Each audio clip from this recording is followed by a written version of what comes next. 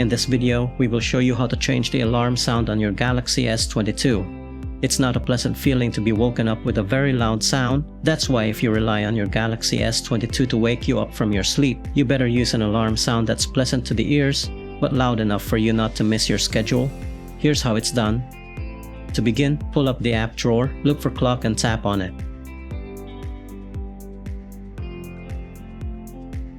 Make sure alarm is selected at the bottom of the screen. Tap the alarm you want to change the sound of. On the next screen, tap alarm sound. You also have to make sure that the switch next to it is enabled. Tap Bixby alarm if you want Bixby to read out the current time and weather forecasts. Tap Spotify if you want music to play. This can change depending on what music app you want to use to play your favorite track. Tap ringtone if you want to choose from default ringtone sounds.